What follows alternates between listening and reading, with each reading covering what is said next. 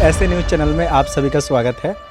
आज पूरा देश, पूरा विश्व बदलाव की दौड़ में जा रहा है। सब कुछ बदलता जा रहा है और बड़े ही तेज़ी के साथ हर एक गांव में 2-3 शादियां प्रत्येक दिन हो रही हैं। ये नंगापन में आ गया। पहले होता था कि दूसरे घर से, दूसरे गांव से, दूसरी जगह से आते थे डांस करने के लिए और घर का बहू बेटी घर से देखा करते थे। लेकिन अब क्या है कि घर की ही बहन बेटी बहू सब नाच रही हैं और दूसरा आदमी देख रहा है। तो ये धीरे धीरे हमको लग रहा है कि अपना संस्कृति को भूलते हुए हम नंगापन की ओर जा रहे हैं।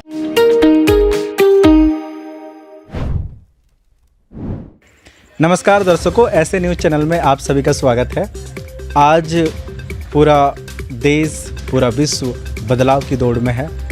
एआई का ज़माना है, लोग बदल रहे हैं, एजुकेशन सिस्टम बदल रहा है, हमारी संस्कृति बदल रही है और सोचने का नज़रिया भी बदल रहा है। तो ऐसे सिचुएशन में हमें किस स्तर पर अपने बदलाव को अडॉप्ट करना चाहिए, किस स्तर पर हमें जुड़े रहना चाहिए, इसके लिए हमारे सामने एक सामाजिक कार्यकर्ता बोल सकते हैं, जो हमेशा समाज में जो भलाई के लिए कार्य होते हैं वहाँ हमेशा आप ये दिख जाते हैं। रामगढ़ क्षेत्र के रहने वाले हैं, इनसे ही परिचय जानते हैं और आइए इन सारे मुद्दों पर आज हम डिस्कशन करते हैं। नमस्कार जी। नमस्कार जी। सबसे पहले हमारे दर्शकों को आप अपना परिचय बताइए। जी, मेरा नाम राजेश महतो है और दुलमी प्रखंड रुठवा गांव है और जिला रामगढ़ है, झारखंड। सर, आज जो विषय है, आज का चर्चा का विषय यही है कि आज हमारा समाज बड़ी ही तेज़ी से बदलाव की ओर जा रहा है। सब कुछ बदलता जा रहा है और बड़े ही तेज़ी के साथ। तो इस विषय को आप किस तरह से देखते हैं? जैसे पहला मुद्दा हम बात करना चाहेंगे आपसे कि शादी का, आजकल अभी शादी का सीज़न चल रहा है। कहीं ना कहीं हर एक गांव में 2-3 शादियां प्रत्येक दिन हो रही हैं और यहाँ पर देखने को मिलता है कि शादियों में जिस तरह से लोग आज प्रदर्शित कर रहे हैं, क्या लगता है? हमें तो सोचने पर मजबूर हो जाते हैं कि कैसे मतलब ऐसा होता है। क्या ये समय की मांग है? क्या समय के अनुकूल सब कुछ सही चल रहा है या कुछ लगता है आपको? जी, आप जो बताएं बिल्कुल सही बताएं कि बहुत ही आगे निकला जा रहा है शिक्षा और ये सारा कुछ। लेकिन कहीं न कहीं हमारा कुछ छूटा भी जा रहा है, जिसको हम इतना नज़रअंदाज कर दिए हैं कि वो अब हमसे बहुत दूर चला गया है। वो हमारा संस्कृति जो है वो अब बहुत दूर चला गया है। तो हमें इस चीज़ से हट करके और अपने आप को जो डेवलप मानते हैं, जैसे शादी हो गया। शादी पहले हमारे पूर्वज लोग क्या करते थे, तो कोई ख़ास उसमें तामझाम नहीं होता था। बस 2-4 व्यक्ति आते थे, खाना खाते थे, अपना लड़की विदा करते थे, वो लेके चले जाते थे और थोड़ा खुशी मनाते थे कि पहले जैसे पैदल चल करके अपना रिश्ता तय करते थे। तो जिसका जल्दी होता था वो थोड़ा खुशी मनाता था कि चलो मेरा बहुत जल्दी हो गया, है ना। तो इस टाइप का खुशी वो हल्का फुल्का वो मनाते थे। लेकिन वो धीरे धीरे वो खुशी आज यहाँ तक पहुँच गया है कि आप अगर सामाजिक तौर से उस जगह को देखेंगे तो आप देख नहीं पाएंगे। इसलिए कि धीरे धीरे देखिए, पहले तो नहीं, लेकिन वही चीज़ है कि जैसे आजकल के शादियों में एक ट्रेंड सा बना हुआ है और ये ट्रेंड शायद पढ़े लिखे लोग ही इसको सेट कर रहे हैं कि अपनी शादियों में, खुद की शादी में खुद का डांस करना, मौज मस्ती करना। सारे के सारे परिवार भी पार्टिसिपेट कर रहे हैं। आजकल तो लड़कियां, घर के जो माताएं हैं, बहनें, यानी लेडीज लोग भी डांस करते हैं, सरेआम डांस करते हैं। तो इसको किस रूप में देखते हैं? तो वही चीज़ हम बताना चाहते हैं कि जैसे जिस तरह से पहले हमारे पूर्वज लोग चले, अब क्या है कि जैसे जैसे शिक्षा बढ़ता गया, टेक्नोलॉजी बढ़ता गया, सारा कुछ ऊपर आते गया, तो अपने आप को हम होशियार समझने लगे कि अब हम शिक्षित हो गए, बहुत होशियार हो गए, है ना। दूसरी बात ये रहा कि थोड़ा पैसा भी कमाने लग गए, थोड़ा दिखावा में भी आने लगे। वो अगर थोड़ा सा हमें शादी किया, 10 व्यक्ति को खिलाया, तो हम सोचे कि हम 20-50 को क्यों ना न्योता दें और सबको बढ़िया से खिलाएं। तो धीरे धीरे धीरे धीरे हमारा समाज सुधरना चाहिए, तो उसके जगह पे बिगड़ता गया। कैसे कि पहले बिना तिलक दहेज का शादी होता था, जो भी होता था साधारण तरीके से खाना भी खाता था। अब क्या है कि वो धीरे धीरे दिखावा बनते बनते आज वो बिना तिलक दहेज का वो शादी नहीं कर पाता है। अगर थोड़ा सा लड़का अगर कुछ नौकरी कर लिया, कोई व्यवसाय कर लिया, तो उसका तो फिर बात ही आसमान चला जाता है। भाई इतना दोगे तो आपके लड़के से मेरा शादी होगा। नहीं, तो कहने का मतलब ये चीज़ है कि जैसे अगर उदाहरण के लिए लें कि औद्योगिकरण, इंडस्ट्रियलाइजेशन, अगर कहीं पर इंडस्ट्रियलाइजेशन होता है जैसे कि यहाँ पर रामगढ़ में ही है, तो उससे तो बहुत सारा बेनिफिट होता है कि शहर विकसित हो गया। और अगर ऐसा होता है बहुत सारी चीज़ें रोज़गार का साधन ले आता है, और जो कि आजकल के मॉडर्न इंफ्रास्ट्रक्चर हैं वो भी डेवलप हो जाता है। लेकिन इसका थोड़ा बहुत दुष्परिणाम तो होता ही है, जैसे प्रदूषण वगैरह होते ही हैं, बीमारियां वगैरह फैलती हैं। तो इसी तरह से नहीं लगता कि ये सारी चीज़ें जो बदलाव हो रही है, क्या आज की समय की ये डिमांड है, आज की समय की ये मांग है, क्या कुछ ज़्यादा ही हो रहा है? ऐसा कोई डिमांड किसी का नहीं है, लेकिन इसको एक फैशन के रूप में जैसे मानते जा रहा है। ठीक है, अगर हम अगर कुछ मैंने कोई भी काम को अगर शादी के ही मान के चलिए कि अगर 5,000 में वो अपना शादी को कर लिया, तो हम चाहते हैं कि उसे बढ़ कर के दिखावा मेरा हो, आदमी बोले कि हाँ फलाना आदमी ने ऐसे ऐसे बहुत बढ़िया से शादी किया अपना बेटा का, बेटी का, जो भी है।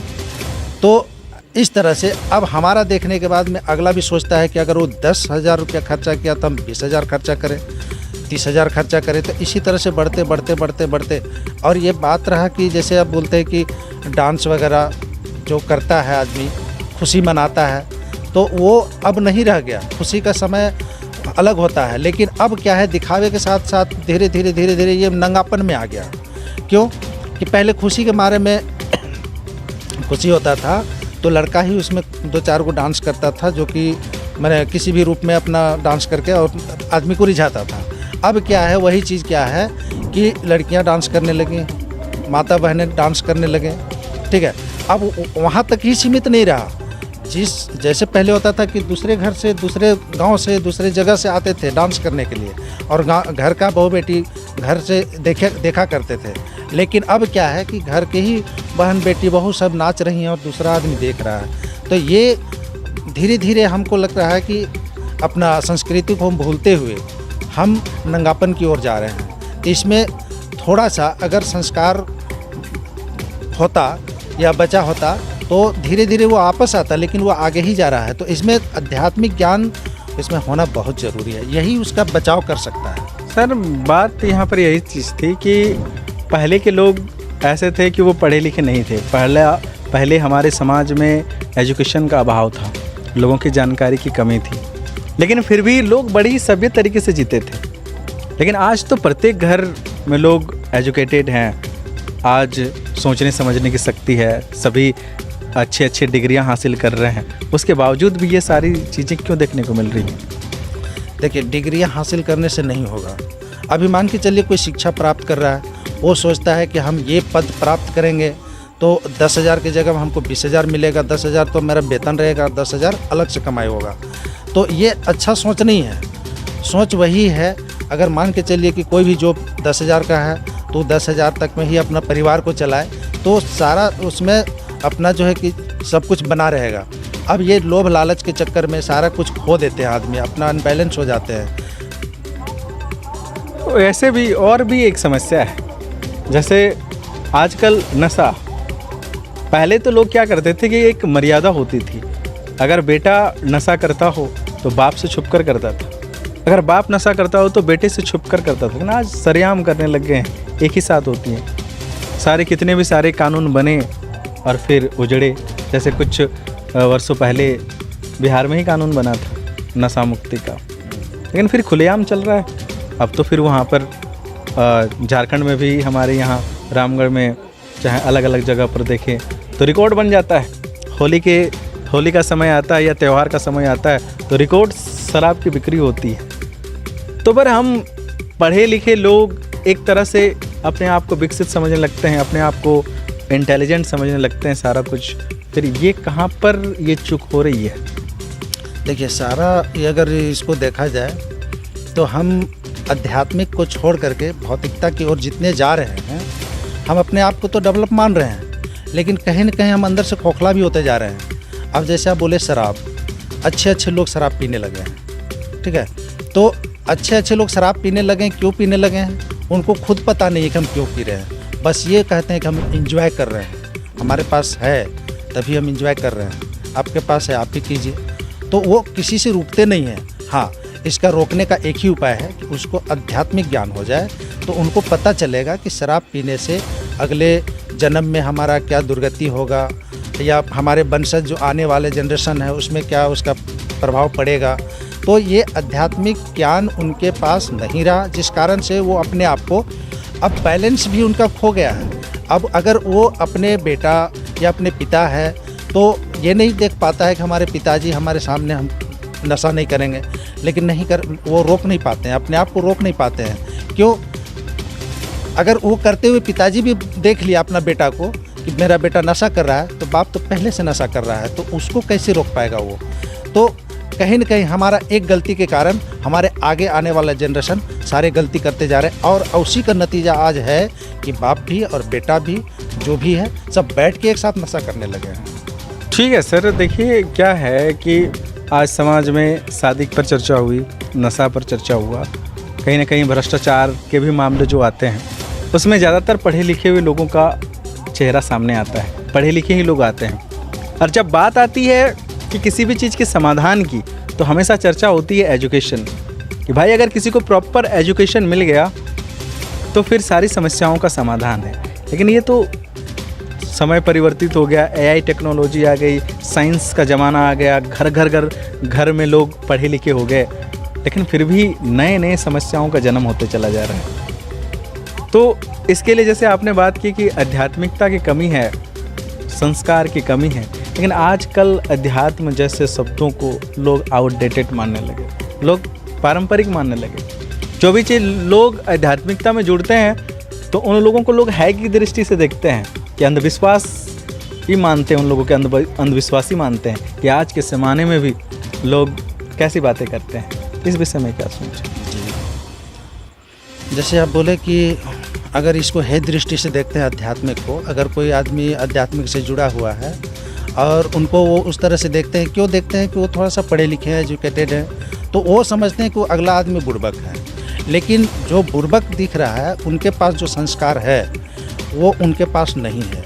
वो अपने आप को पढ़े लिखे मान करके वो जैसे वो आगे मतलब अपने आप को सोचते हैं कि हम बहुत ज़्यादा इंटेलिजेंट हो गए हैं, है ना, तो कहीं ना कहीं आध्यात्मिक ज्ञान न होने के कारण वो विनाश की ओर जाता है। अब देख लीजिए, छोटा सा उदाहरण हम देना चाहेंगे एक चीज़ का, कि जो पढ़ लिख करके इंजीनियर बना तो कोई अच्छा चीज़ बना दिया, जैसे हवाई जहाज़ बनाया, रेल बनाया, गाड़ी बनाया, तो उसमें हम लोगों का सबका सुविधा हुआ, सारे मानव समाज के लिए, कि कोई भी यहाँ से वहाँ तक सफ़र कर सकता है। लेकिन एक वही इंजीनियर पढ़ लिख करके, वही शिक्षा प्राप्त करके एक एटम बम बना दिया। अब इसमें ये आप खुद विचार कर लीजिए कि जो एटम बम बना वो आपका विनाश करेगा कि सुरक्षा करेगा? नहीं, लेकिन वो तो सुरक्षित रखने के लिए, किसी देश की सुरक्षा के लिए, किसी देश के पावर के लिए ज़रूरी है ना। ठीक है, ये भी बात सही आप बोले कि ज़रूरी है, लेकिन पहले आग लगे तब तो उसमें पानी डालने की ज़रूरत पड़े। अगर ये आध्यात्मिक ज्ञान उनके पास भी है, मेरे पास भी है, सबसे पहले तो लड़ाई होगा ही नहीं, तो हम इस चीज़ का उपयोग कहाँ करेंगे? क्या ऐसा संभव है कि मतलब सच में ये सारी समस्याएं पूरा का पूरा समाधान हो जाए? हाँ, इसका समाधान बस आध्यात्मिक ज्ञान से ही होगा, और दूसरा कुछ इसमें अगर लगाना चाहेंगे तो नहीं हो पाएगा, क्योंकि ये चीज़ हम लोगों ने अनुभव करके देखा है। अब हम किसका बात करें, खुद का ही बात करते हैं कि हम पहले जब आध्यात्मिक में नहीं थे, हमने अपने आप को बहुत ज़्यादा ही मानते थे कि हम पैसा कमाते हैं, अपना एंजॉय करते हैं, मौज मस्ती करते हैं, घर वाला भी वैसे ही सोचता है, तो इस तरह में मनमुटाव हो गया, आपस में फूट हो गया। तो जब आध्यात्मिक ज्ञान हमारे परिवार के अंदर समाया तो आज वही टूटा हुआ परिवार एक साथ हो गया। तो आध्यात्मिक में वो ताकत है कि आपको गलत रास्ते में नहीं जाने देगा, अगर चल भी गए हैं तो वो वापस ले आएगा। तो क्या है, जैसे हम लोगों ने अभी डिस्कस किया, कुछ मुद्दे आए, जैसे कि शादी का, आजकल में शादी का दिखावा का मुद्दा आया, नशा का मुद्दा आया, भ्रष्टाचार का मुद्दा आया, ठीक है, पारिवारिक कला का मुद्दा आया, और भी बहुत सारी चीज़ें हैं जो आजकल बदलाव के दौर में गुजरते समय हमारे जीवन में ये समस्याएं आ रही हैं, प्रॉब्लम्स आ रहे हैं। तो इसका किस तरह से प्रैक्टिकली बदलाव होता है, सत्संग के माध्यम से या धार्मिकता के माध्यम से, आध्यात्मिकता के माध्यम से, कैसे इसका समाधान होता है? कुछ उदाहरण के साथ बताना चाहेंगे एक एक करके? जी, जैसे आध्यात्मिक की बात करें या धर्म की बात करें तो अभी जिस तरह से धर्म को लोगों ने, हमारे साधु संत महात्माओं ने एक इस धर्म को जो धंधा बना दिया है ना, तो सबसे पहला बहुत बड़ा कठिन बात ये आ गया है कि वो विश्वास कैसे करें कि ये धर्म सही होता है, सत्संग सही होता है, अध्यात्म ज्ञान सही होता है। अभी किसी को भी बताने जाइए तो विश्वास नहीं करता है। क्यों नहीं करता है? कि हमारे धर्म गुरु ऐसे ही हमको ज्ञान उल्टा पढ़ा दिए हैं, जिस कारण से हमारा कोई लाभ नहीं हुआ, जिस कारण से हमारा विश्वास उठ गया। अब क्या है कि मैं खुद का अपना अनुभव बताना चाहूँगा। जैसे मैं संत रामपाल जी महाराज से जुड़ा हुआ हूँ और उन्हीं के द्वारा बताए गए भक्ति साधना मैं कर रहा हूँ। पहले के अपेक्षा हर चीज़ में मेरा, मैंने अगर देखें तो बीमारी से लेकर के भूत परे दुनिया, मैंने किसी भी तरह का दिक्कत हमारे साथ जो था पहले से वो अभी नहीं है। तो आगे भी जो भी इस अध्यात्म ज्ञान के माध्यम से चलेंगे उनको भी इस तरह से मतलब परेशानी का सामना नहीं करना पड़ेगा। तो जैसे कि यहाँ पर आज ये सत्संग का कार्यक्रम था, यहाँ पर हमने सुना है कि प्रत्येक 15 दिन में ऐसे सत्संग कार्यक्रम होते हैं जहाँ पर हज़ारों लोग सत्संग सुनने के लिए आते हैं। और हमने सुना कि यहाँ पर संत रामपाल जी महाराज के सानिध्य में दहेज मुक्त शादियाँ भी होती है और केवल 17 मिनट में शादी होती है, जो पहली बार हमें सुनकर पर्सनली हमको बहुत अच्छा लगा, ठीक है। और जिस पर हम लोग चर्चा कर रहे थे कि शादी में जहाँ पर इस तरह से आजकल पूरा ट्रेंड चला हुआ है और यहाँ पर ऐसी होती है, तो इस विषय में ठीक है। हम तो सोचे कि अब कुछ ज़्यादा नहीं पूछेंगे, इसलिए हम ज़्यादा विस्तार से नहीं बताएं। अब जब आप बात किए यहाँ का संत रामपाल जी महाराज के आश्रम का या सत्संग का, तो यहाँ पे हमारे गुरुजी जैसे शादी का बात किए तो शादी जो करवाते हैं उसमें किसी भी तरह का कोई आडंबर, कोई दिखावा नहीं, और न लड़की के तरफ से 1 रुपया खर्चा, न लड़के के तरफ से 1 रुपया खर्चा। बस आपस में पसंद होना चाहिए, है ना। आपस में पसंद करते हैं, रिश्ता एक दूसरे को पसंद कर लेते हैं। उसके बाद गुरुजी से आदेश लेकर के और मात्र 17 मिनट का रमनी होता है जो गुरुवाणी चलता है, उसके माध्यम से बैठ करके और एक जोड़े का वहाँ पे शादी हो जाता है। तो इस तरह से हमारे संत रामपाल जी महाराज लाखों जोड़ों का शादी कर चुके हैं अभी तक, ठीक है। एक बार में कम से कम 10, 20, 50, 100, 200 जितना संगत मिल पाता है सबका एक साथ शादी होता है और 17 मिनट में ही सबका हो जाता है। उसमें ना कोई घोड़ा, ना घोड़ी, ना कोई बाराती, ना कोई पंडित, ना कोई काजी, कोई दिखावा, कोई कुछ नहीं, सिर्फ गुरुवाणी के द्वारा संपन्न होता है। तो जो भी शादी करते हैं लड़की के माता पिता, लड़के के माता पिता, और बहुत ज़्यादा खुश रहते हैं। वो बताते हैं कि भाई आज अगर हमारा लड़की का शादी करना होता, संत रामपाल जी महाराज से अगर नहीं जुड़े रहते तो पता नहीं कितना हमारा खर्चा हो जाता और हम कहाँ से लाते, मेरे पास तो कुछ भी नहीं था, ठीक है। तो ऐसे में वो जा कर के अपना बहुत खुशी मनाता है, बहुत खुश हो जाता है दोनों परिवार, और शादी बहुत सिंपल तरीके से शादी हो जाता है। और ये शादी बहुत ही आसान है, जितना लोग सोचते नहीं उतना आसान है। तो सर पर्सनली ये जो संत रामपाल जी महाराज का मुहिम है, दहेज मुक्त शादी या 17 मिनट में जो शादी हो जाती है बिना किसी दिखावट के, बिना किसी साजोबाज के, वो पर्सनली हमें बहुत अच्छी लगती है। और इसीलिए हम आपसे आज जुड़े हैं कि जहां आज एक समाज, जिसे हम पढ़े लिखे लोग बोलते हैं, एजुकेटेड लोग बोलते हैं, समय के अनुसार परिवर्तित लोग बोलते हैं, चेंजेज लोग बोलते हैं, दहेज के बारे में बहुत सारी बातें करते हैं, उसके बारे में अगर ऐसे आ जाए तो उसमें क्या क्या लिख दें। लेकिन वहीं पर संत रामपाल जी महाराज से जुड़े हुए लोग जो केवल 17 मिनट में शादी करते हैं, तो सर बात यहाँ पर आ जाता है कि पढ़े लिखे वास्तविकता में कौन है? जो सिंपल साधारण से लोग जो संत रामपाल जी महाराज से जुड़कर इतने मोटिवेट हो जाते हैं कि 17 मिनट में शादी कर लेते हैं, और एक पढ़ा हुआ लिखा लोग जो इतने सारे प्रोसेस से होकर गुजरता है और फिर ऐसे दिखावटी और ऐसे तड़क भड़क इतने हजारों करोड़ों रुपये की बर्बादी, पटाखे, सब कुछ जानते हुए कि पर्यावरण प्रदूषण है, सारा कुछ होते हुए भी फिर उसी में मिले हुए मिलते हैं वो। देखिए, कारण ये है कि जब आध्यात्मिक ज्ञान नहीं होता है तो वो अपने तो दिखावे के साथ वो करते हैं कि हम जितना खर्चा कर पाएंगे उतना मेरा नाम होगा कि हाँ फलाना आदमी ने इतना खर्चा कर दिया बेटे के शादी में, बेटी के शादी में, ठीक है। तो वो चीज़ क्या है कि आध्यात्मिक ज्ञान नहीं होने के कारण अब क्या है, उसमें पंडित जी आएंगे, उसमें पूजा करवाएंगे, पता नहीं क्या क्या उसमें करवाते हैं। अब क्या है कि जो लोग आए हुए हैं बारात में या मेहमान रिश्तेदार जो भी आए हुए हैं उनको खुश करने के लिए वहाँ पे कोई मुर्गा काट रहा है, कोई बकरा काट रहा है, कोई क्या काट रहा है और वो चीज़ खिला रहा है उन लोगों को। तो सबसे पहला चीज़ यह है कि वो इतना शुभ कार्य हुआ शादी का, जो कि जीवन भर के लिए एक मैंने दो जोड़ा, जो लड़का लड़की का जोड़ा लगता है, वो जोड़ा जीवन भर के लिए सुखी संपन्न के लिए सब कोई कामना करता है और वहीं पे जाकर के जीव हत्या कर देता है। अब क्या है कि जीव हत्या का पाप तो किसको लगेगा? सबसे पहले तो उसी को लगेगा, क्योंकि उसका शादी है और उसी के नाम पर वो बलि हुआ, तो सबसे पहले तो उसके ऊपर पाप जाएगा। अब वो पाप ग्रसित व्यक्ति जीवन में कितना सुखी हो सकता है, आप खुद ही सोच सकते हैं। क्योंकि हमारे गुरुजी सत्संग में बताते हैं कि पाप जितना बढ़ेगा उतना दुख बढ़ेगा और पुण्य जितना बढ़ेगा उतना सुख बढ़ेगा। तो सबसे पहले तो शादी होकर के आया नहीं, उसी दिन उसका बकरा बलि कर दिया और पाप उसके सर पे रख दिया। अब वो जीवन में कितना सुखी जीवन जी सकता है। आप आए दिन देखते होंगे पेपर में, मीडिया के माध्यम से, है ना, कि आत्महत्या कर लिया, सुसाइड कर लिया, जहर खा लिया, उसको दहेज के लिए प्रताड़ित किया गया तो वो मैंने कुएं में कूद गई, ट्रेन से कट गई, मैंने बहुत तरह का आपको सुनने को मिलता होगा न्यूज। कारण बस यही है।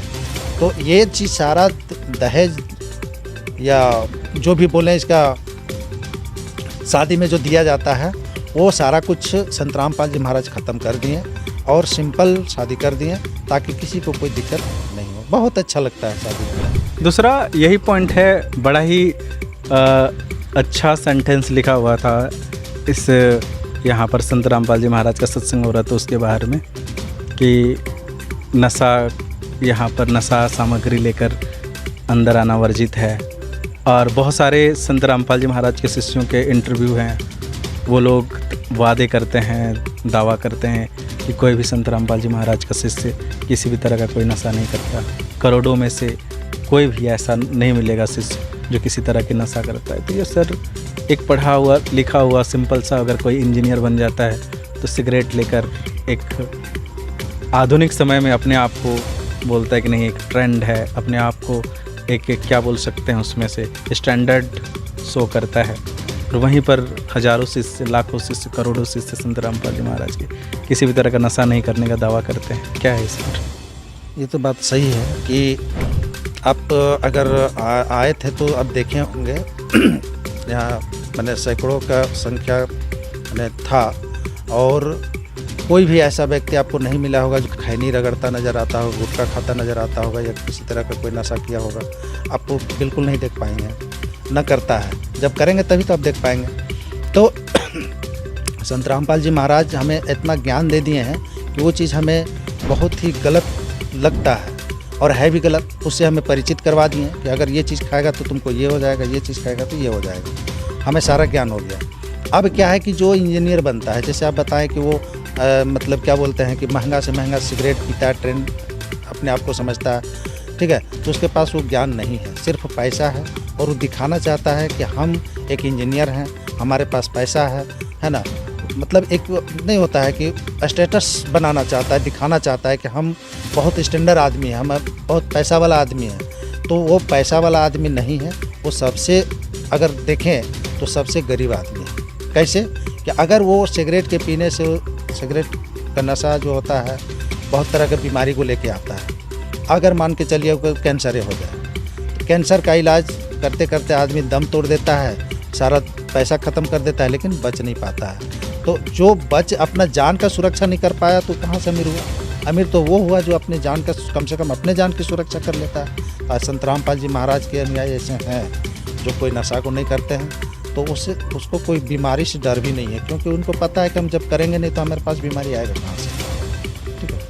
और सर वही अगला पॉइंट यही है कि जैसे संत रामपाल जी महाराज के शिष्य का मतलब समाचार पत्रों में आता है बहुत सारे कि कहीं पर कोई सामान गुम हो गया तो संत रामपाल जी महाराज के शिष्य ने वापस कर दिया। संत रामपाल जी महाराज के शिष्य किसी भी प्रकार का भ्रष्टाचार नहीं करते। ये बड़े बड़े वादे हैं या इसमें कुछ सच्चाई भी है? नहीं, सच्चाई तो पूरा है, वादे नहीं सच्चाई है। क्योंकि अगर आप पेपर में या कहीं कोई खबर के माध्यम से आपको अगर ये चीज़ सूचना मिला है तो बिल्कुल सही है। क्यों कि कोई भी आम आदमी का पैसा या कोई भी चीज़ खो जाता है तो वो चीज़ उसका है, और अगर हमें मिल गया तो हमें वो चीज़, जैसे हमारे संत रामपाल जी महाराज बताते हैं ना कि वो एक आपके लिए जहर के समान है, इसलिए वो चीज़ हम नहीं रख सकते हैं। गुरु जी ने हमें बताए हैं कि वो जो भी मान के चलिए पैसा ही है, अब पैसा वो कितना मेहनत से कमाया, किस चीज़ के लिए वो ले जा रहा था, रास्ता में गिर गया, परेशानी उसका कितना हो रहा है, वो परेशानी को झेल करके और किसी तरह वो अपना जाएगा। लेकिन अगर हमको मिल गया और हमको पता चल गया कि अगला का पैसा है तो भाई हम उसको बुला करके दे देते हैं। मैंने बहुत सारा ऐसा घटना घटा है, कोई राशन के लिए जा रहा था, कोई दवाई के लिए जा रहा था, अब मान के चलिए राशन के लिए ले जा रहा था और गिर गया, कोई उठा लिया, नहीं दिया तो भूखा तो रहेगा उसका घर का परिवार। अब क्या है कि अगर उसको मिल जाएगा तो कितना वो खुश हो जाएगा। आप खुद अंदाज़ा लगा सकते हैं इसमें कि अगर उसको मिल जाएगा तो कितना खुश हो जाएगा। तो हमें ये खुशी दिखाना है और देखना भी चाहिए, ठीक है। निस्वार्थ भाव से संत रामपाल जी महाराज जी समाज में सेवा जो कर रहे हैं, ये करवा रहे हैं अपने अनुयायी से, तो कारण बस यही सब है कि कोई भी चीज़ को गलत तरीके से हम उपयोग करेंगे ही नहीं। अगर उसका है तो उसका है, मेरा कुछ नहीं उसमें।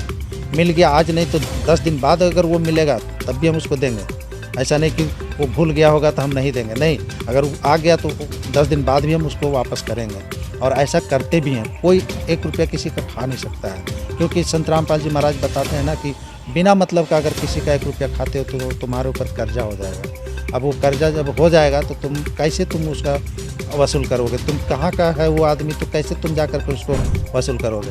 तो अगले जन्म में तुमको बैल बन के, गधा बन के, जैसे भी हो उसको चुकाना पड़ेगा। तो भाई इतना बड़ा कहर टूटेगा हमारे ऊपर, तो उससे हम बच के अभी क्यों नहीं रहे कि हम 10 रुपये या 100,000 रुपये के चलते उसका हम कर्जदार बन जाए। तो इसीलिए संत रामपाल जी महाराज कहते हैं कि नहीं, किसी का 1 रुपया नहीं खाना है, ठीक है, ना किसी को फालतू में खिलाना है। ज़रूरत के हिसाब से, जैसे अगर मान लीजिए किसी के पास चावल नहीं है खाने के लिए, हम दे सकते हैं, ऐसा नहीं कि उसको भी नहीं देना है। अब फालतू में अगर देते हैं, जैसे कोई आता है मांगने के लिए, अब वो क्या है, मांग करके तो ले जाएगा, पैसा उसको दे दिए, उधर जाके 1 गिलास दारू पी लेगा, अपना तो नाश करेगा, अपना परिवार का भी नाश करेगा। तो ऐसे जगह हम नहीं देते हैं, बाकी सब ठीक है। सर, बातें करने के लिए तो बहुत सारी बातें हैं और भी हैं, लेकिन हमारे पास समय का अभाव है। एक फाइनल क्वेश्चन के साथ हम इस चर्चा को यहीं पर विराम देना चाहेंगे। ऐसे तो दर्शकों आप लोगों को समझ में आ गया होगा, और इस क्वेश्चन का आंसर भी आप प्रेडिक्ट कर सकते हैं। सर, सारी समस्याओं का जो समाधान है, या जो अभी हम लोग डिस्कस कर रहे थे कि समाज में जो इतनी सारी समस्याएं हो रही हैं, तो उसके लिए सर किसको चुनेंगे? एक एजुकेटेड पर्सन या एक धार्मिकता से जुड़ा हुआ व्यक्ति, जिसे आजकल लोग है दृष्टि से देखते हैं, अंधविश्वासी समझते हैं, आउटडेटेड समझते हैं? ठीक है, आप जैसे बताएं तो वो हिसाब से धार्मिक भी होना चाहिए और एजुकेटेड भी होना चाहिए। दोनों ही परमात्मा का दिया हुआ चीज़ है, ठीक है। आज कोई साइंस पढ़ लेता है, अपने आप को मानता है कि साइंस से बड़ा कुछ भी नहीं है, तो संत रामपाल जी महाराज हमारे बताते हैं कि साइंस को भी देने वाला भगवान ही है, अध्यात्म ही है। जहाँ साइंस ख़त्म होता है वहाँ से अध्यात्म शुरू होता है। अब ये कैसे होता है? बोलने का तो बोल देता है आदमी, समझ नहीं पाता है तो फिर वो नहीं ध्यान देता है इधर। तो ऐसे है कि जैसे हम मान के चलिए कोई रोगी है, उसको हम डॉक्टर के पास ले गए, डॉक्टर अगर उसको जवाब दे दिया कि भाई ये हमसे ठीक नहीं होगा, तो वहाँ से सोचते हैं कि कोई इससे भी बड़ा डॉक्टर होगा, जानकार डॉक्टर होगा, उसके पास ले चलते हैं। वहाँ भी वो बोलता है भाई इसको अब कोई डॉक्टर नहीं बचा पाएगा, अगर बचाएगा तो भगवान ही बचाएगा। तब वो भगवान की तरफ बढ़ता है, ठीक है। और जब भगवान की तरफ बढ़ता है, और जिस तरह से भगवान के बारे में ज्ञान हमारे संत रामपाल जी महाराज बताते हैं और उनकी भक्ति साधना बताते हैं, उस आधार पे जब वो करने लगता है तो वो बीमारी जो है ठीक हो जाता है। ठीक है, तो आप यहीं से अंदाज़ा लगा लीजिए कि जहाँ पे आपका साइंस ख़त्म हो गया, जवाब दे दिया, वहाँ से अध्यात्म शुरू हो गया, क्योंकि उसका जीवन बच गया। तो अब वो वहाँ से शुरू हो गया। और जैसे संत रामपाल जी महाराज बताते हैं कि अगर मान के चलिए अध्यात्म को हम नहीं मानते हैं, तो अध्यात्म यानी धर्म की बात करें तो अगर धार्मिकता ना हो, धर्म ना करे आदमी, तो धर्म से ही सारा कुछ, जैसे अभी संतुलन अगर बना हुआ है सृष्टि में, तो धर्म ही बचाव क्या हुआ है। बाकी अगर सिर्फ अगर शिक्षा की बात करें, एजुकेटेड की बात करें, तो वो तो अगर इनको छोड़ दिया, अध्यात्म को छोड़ दिया, तो सीधा विनाश की ओर जाएगा और कहीं रुकेगा भी नहीं, उसका कहीं ब्रेकर नहीं है, वो सीधा विनाश की ओर जाएगा। आलतू फालतू का सामान बना के रख देगा जिससे दुनिया का विनाश हो जाएगा। और अध्यात्म अगर उसके पास है तो वो सोच समझ करके सारा काम करेगा, क्योंकि पाप और पुण्य सारा कुछ उसको समझ में आएगा। ज्ञान है तो और ज़्यादा समझेगा, अध्यात्म को और ज़्यादा समझेगा, और वो पाप से बचना चाहेगा। कोई भी गलत चीज़ नहीं बनाएगा, कोई गलत यूज नहीं करेगा, ठीक है ना, गलत कहीं सुझाव किसी को देगा। तो इस तरह से अध्यात्म भारी पड़ जाता है, और भारी है भी शुरू से। तो आज जो अपने आप को मानते हैं कि हम एजुकेटेड हैं, हम इंजीनियर हैं, जो चाहेंगे वो हम कर सकते हैं, तो कुछ नहीं कर सकते हैं। अगर एक छोटा सा बीमारी जिसको पैरालिसिस बोला जाता है, अगर वो हो जाएगा ना, तो अपने हाथ से वो पानी भी नहीं पी सकता है, तो वो क्या कर सकता है। और वही आदमी जब आता है अध्यात्म में, संत रामपाल जी महाराज जिस तरह से भक्ति बताते हैं परमात्मा का, वो जब करने लगता है तो तुरंत ठीक हो जाता है। ना कोई दवा की ज़रूरत पड़ता है, ना कोई झाड़ फूँक की ज़रूरत पड़ता है। तो वो अध्यात्म में वो शक्ति है, और उसको आज हमें बचा के चलना चाहिए, उस संस्कृति में आना चाहिए। हमारे पूर्वज जो पहले थे, तो अगर अध्यात्म को साथ लेके चले थे, ऐसा नहीं कि अध्यात्म को छोड़ दिए थे, जहाँ तक ज्ञान था वहाँ तक वो लेके चले थे। बात है कि धीरे धीरे जैसे जैसे ये शिक्षा बढ़ता गया, तब आगे का जनरेशन रास्ता भटक गया। लेकिन आज जो संत रामपाल जी महाराज बता रहे हैं, और जितने इनके शिष्य हैं, सब सही रास्ते पर आ गए हैं। और परमात्मा, जैसे संत रामपाल जी महाराज बताते हैं कि धीरे धीरे ये ज्ञान जन जन तक जाएगा, और जो भी गलत कर रहे हैं सब सुधार करेंगे, और एक अच्छा स्वस्थ समाज तैयार होगा। और इसी मैंने आज जो यहाँ पे हम हमारे धरती, जिस धरती में हम लोग रह रहे हैं, यहाँ पे देख रहे होंगे कि अत्याचार इतना बढ़ा हुआ है कि कहीं पर शांति नाम का चीज़ नहीं रह गया। लेकिन संत रामपाल जी महाराज बताते हैं कि ये ज्ञान जन जन तक जब होगा ना, तो यहाँ ऑटोमेटिक शांति स्थापित हो जाएगा, और सतयुग जैसा माहौल हो जाएगा। जब कोई गलत करेगा ही नहीं, किसी का सामान गिर जाएगा, ईमानदारी से उठा के दे देगा, तो फिर वो गलत कहाँ रह जाएगा, फिर तो ये सतयुग जैसा माहौल हो जाएगा। यहाँ पर जिस तरह से हमारे संत रामपाल जी महाराज ज्ञान बता रहे हैं, यहाँ एकदम सतयुग जैसा लगेगा, और सतयुग का निर्माण हो भी रहा है। आज 10 आदमी के बीच आप मिल रहे हैं, आपको ऐसा फील हो रहा है, कल 100 आदमी के बीच मिलेंगे तो और अच्छा लगेगा, पूरा गांव के साथ मिलेंगे तो और अच्छा लगेगा। तो सारा भ्रष्टाचार, अत्याचार ख़त्म हो जाएगा, तो ऑटोमेटिक मतलब यहाँ पे सतयुग जैसा हो ही जाएगा। और परमात्मा कहते हैं ना कि यहाँ जो सुख है, सुख जो परमात्मा प्रदान करेंगे, संत रामपाल जी महाराज यहाँ पे जो सुख प्रदान करेंगे, ये तो एक रिहर्सल होगा। जहाँ पे अस्थाई मेरा घर है सतलोक में, वहाँ तो आनंद ही आनंद है। तो ये चीज़ आज यहाँ पे रिहर्सल करेंगे और भक्ति करेंगे, और हम यहाँ से सतलोक जाएंगे, अपना निज घर जहाँ पर है। तो वहाँ जाने के बाद कोई दिक्कत नहीं है। तो गुरुजी हमारे बताते हैं कि बेटा, अगर इस धरती में तुम्हारा जन्म हुआ है, तो सारा काम को करते हुए अध्यात्म यानी कि अपना भक्ति भी जरूरी है, ताकि तुम्हारा कल्याण हो सके, मोक्ष प्राप्त हो सके। सॉरी सर, थोड़ा सा और एक क्वेश्चन मेरे माइंड में आया था, तो सोचे थोड़ा सा जान लेते हैं आपका विचार भी। विराट कोहली जो इंडियन फेमस क्रिकेटर है, अंतर्राष्ट्रीय स्तर पर उनकी ख्याति है, और अगर फॉलोअर्स की बात करें तो इंस्टाग्राम में सबसे ज़्यादा फॉलोअर्स, मतलब मिलियंस फॉलोअर्स हैं। पूरे भारतवर्ष में उनके दीवाने हैं, लोग उनको फॉलो करते हैं और उनको अपना रोल मॉडल मानते हैं। लेकिन आज वो प्रेमानंद जी के, महाराज जी के शरण में वो पहुँचे हैं। लगातार वो आए दिनों से वहाँ पर जाते हैं और अपना माथा टेकते हैं। तो सर, एक आधुनिक सोच का प्लेयर जिसके फॉलोअर्स करोड़ों में हैं, जिनके रोल मॉडल पूरी दुनिया में हैं, आज वो आध्यात्मिकता का सहारा लेता हुआ नजर आता है। सर, इसको आप किस रूप में देखते हैं? देखिए, ये बात बिल्कुल सही है कि अध्यात्म का अगर सहारा नहीं लेगा तो जब हम खुद का बताते हैं कि जब हम अध्यात्म में नहीं थे और संसारिक में जिस तरह से दुनिया चल रहा था उसी में हम चल रहे थे, तो कहीं न कहीं हमको लगता था कि कुछ कमी मेरे अंदर हो रहा है। तो ठीक उसी तरह से उनके अंदर भी ये चीज़ आता होगा। सारा देखिए, जब उतना फॉलोअर्स हैं, एक खिलाड़ी हैं और उनके पास किसी चीज़ का तो कमी नहीं होगा। जब कमी नहीं होगा तो साधु संतों के पास जाने का तो ज़रूरत नहीं था उनको, लेकिन उनको कमी अंदर से लग रहा होगा कि हमें कुछ कमी है, और वो कमी क्या है? भगवान का। तो भगवान का कमी है। दूसरी बात कि अगर वो भगवान को चाहने के लिए, पाने के लिए अगर वो संतों के पास गए हैं तो जाना भी चाहिए, लेकिन थोड़ा सा वो अगर थोड़ा और विचार कर लेते तो सही जगह पे पहुंच जाते हैं। अब आप जैसे बोले कि प्रेमानंद जी महाराज के पास पहुंचे हैं, ठीक है, लेकिन प्रेमानंद जी महाराज कुछ दिन पहले उनका भी एक वीडियो हमने देखा है। वो खुद बता रहे थे कि मेरा दोनों किडनी शॉर्ट किया हुआ है, ठीक है।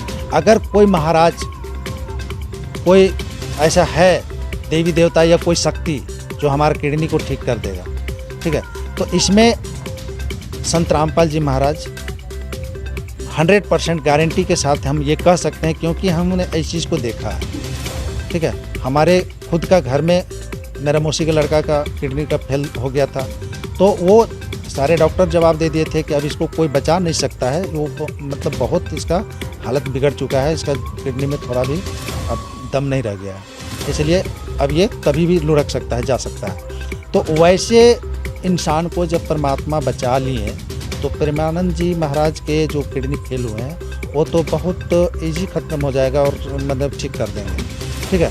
तो वो खुद एक अपना बीमारी को ठीक कर नहीं पा रहे हैं और दुनिया में ऐलान कर रहे हैं कि कोई ऐसा ताकत है जो हमारा किडनी को ठीक कर देगा। तो थोड़ा सा अगर वो विराट कोहली जिसे बोले आप, अगर वो विचार किए होते तो वो समझ जाते कि जब अपना ये ठीक नहीं कर पा रहे हैं तो हमारा किसी तरह का अगर समस्या हो तो ये प्रेमानंद जी महाराज कैसे हमारा समस्या को ठीक करेंगे। तो ये चीज़ नहीं, लेकिन ये तो प्रशंसा की बात है ना कि जिसको करोड़ों लोग फॉलो करते हों, आज का युवा जिसके पीछे पागल हो, और जहाँ पर एक तरफ से लोग अध्यात्म को आउटडेटेड मान रहे हों और एक उस समय में वैसा रोल मॉडल अध्यात्म के शरण में आता है, तो ये तो अप्रिशिएट करने वाली बात है। ठीक है, जैसे मान के चलिए कि सारा दुनिया अगर उनका फॉलोअर्स है तो सारा दुनिया ऐसा नहीं है कि वो अध्यात्म में है, ठीक है। वो तो उन लोगों के लिए तो प्रेरणा की बात है ही ना, प्रेरणा की बात है, लेकिन वो भी तो विचार नहीं कर पाए ना। अगर जैसे संत रामपाल जी महाराज का ज्ञान अगर उनको मिल जाएगा तो तुरंत अभी भी रास्ता बदल लेंगे। ऐसा कोई बात नहीं है कि वहाँ अगर पहुँच गए तो वो मैंने क्या बोलते हैं कि उतना फॉलोअर्स उनके साथ पहुँच जाएंगे, वो उनका बहुत बोलबाला हो जाएगा, ऐसा कुछ नहीं है। जब कुछ दिन में अगर किसी तरह का समस्या उनके साथ होगा और वो समस्या का हल नहीं मिल पाएगा तो खुद वहाँ से रास्ता को चेंज करेंगे वो, ठीक है। ऐसा नहीं कि वो लाखों करोड़ों का फॉलोअर्स हैं और प्रेमानंद जी महाराज के पास चल गए हैं कि मतलब वो सही भक्ति बता रहे हैं और वहाँ पे वो सही जगह पे पहुँच गए। हम तो इस चीज़ को नहीं मानेंगे, वो सही जगह पे नहीं पहुँचे हैं, ठीक है। भले ही उनको अच्छा लगा क्योंकि उसके आगे का ज्ञान शायद उनके पास नहीं पहुँच पाया, जिस कारण से जहाँ तक उनका समझ में आया वहाँ तक वो पहुँचे हैं, ठीक है। कल के दिन अगर ये संत रामपाल जी महाराज के किताब को पढ़ लेंगे तो एक दिन निश्चिंत है कि विराट कोहली भी अपने आप को आकर के निछावर कर देंगे संत रामपाल जी महाराज के आगे शरण में। ठीक है सर, आपसे बात करके अच्छा लगा। हमारे पास समय की कमी है, सवाल तो बहुत सारे हैं। धन्यवाद, बहुत बहुत आपका धन्यवाद। तो दर्शकों, आज हम लोग आज के समाज में, वर्तमान समाज में जो बहुत सारी चीज़ें देखने को मिल रही है, परिवर्तन के साथ साथ कुछ ऐसी समस्याएं हैं जिसका समाधान वास्तविकता में होनी चाहिए, नहीं तो ये बहुत बड़ा विकराल रूप ले लेता है। जैसे कि शादियों में जो एक होड़ मची हुई है पैसे खर्च करने की, अलग अलग दिखावे की, साथ ही साथ नशा का जिसमें पूरा का पूरा परिवार संलिप्त रहता है, साथ ही साथ भ्रष्टाचार का। आज पता चलता है कि एक अधिकारी ड्यूटी पर आया और पहले दिन भ्रष्टाचार करते हुए पकड़ा गया। कितने प्रोसीजर के बाद, कितनी मुश्किल से, कितनी पढ़ाई करने के बाद जॉब लगती है और फिर उसी दिन वो भ्रष्टाचार में पकड़ा जाता है। तो इन चीज़ों का समाधान होना ही चाहिए। तो इसका समाधान ढूंढते ढूंढते आज हम यहाँ पर पहुँचे थे, जहाँ पर एक सत्संग प्रोग्राम हो रहा था और यहाँ पर हमारे सामने राजेश जी मिले और उनसे बहुत सारे मुद्दों पर डिस्कशन हुआ। आपको कैसी लगी ये बातचीत कमेंट बॉक्स में ज़रूर बताएं और अगर आप लोगों के मन में लगता है कि इन चीज़ों का समाधान ये हो सकता है तो वो भी कमेंट बॉक्स में अपनी राय ज़रूर लिखें। आगे की खबर के लिए बने रहें ऐसे न्यूज़ के साथ। धन्यवाद।